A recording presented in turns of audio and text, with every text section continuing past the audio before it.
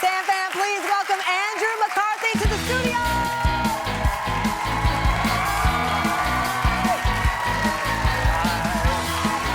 Good, how are you? Hi, guys. Have a seat, have a seat. Well, I've got my copy in the front row. There's a woman who's been holding her book up the whole show here. I mean, it's now out in paperback. I was looking for some of the responses from the Brat Pack, right?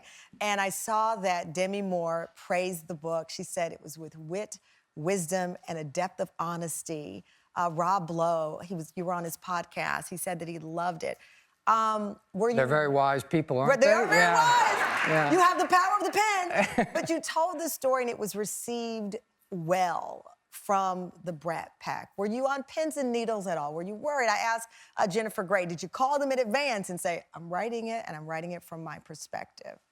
No, I sent little excerpts of, like, I wrote about Molly a bit, and I sent it to Molly. I sent a bit to Jacqueline Bisset, who was not in the Brat Pack. But, so I sent certain bits to certain people that I wrote about.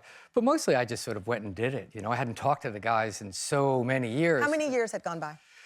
Well... With you and Rob, for example, because you were... I hadn't seen Rob in 20 years, I guess, and then I did his podcast when I was talking about the book, and it was so great to see him. I had such affection for him and for my own youth that it shocked me, you know, when we connected again.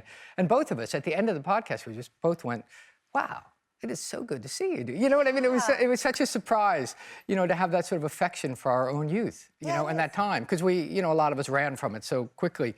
And then I saw Demi recently, and I saw Emilio Estevez recently for the first time in 30-odd years. Wow. And it was so nice. You know, if I'd made a movie with any, you know, someone 30 years ago, if they weren't in the Brat Pack, it would have been, oh, yeah, I worked with them a million years ago. Right. But because I did, we have this ongoing sort of legacy that we're connected in a certain way. Even if I don't really know them, who they've become, we had that moment in time together. And fans have that moment with you. You know, well, fans have never let us go. Will never let you go. And you know, I have to tell you, I'm a fan. I mean, Molly was on the show. When I see Molly, I see you. I mean, it's just, I see this group, and I understand, though, how it can also become not a burden, but something that you have to process over the years. And you talk about the Brat Pack title, which I didn't realize came from a profile in a magazine that followed the gang for the night. You were mentioned, I think, once in that article, but the moniker of the Brat Pack stayed and stuck with the group.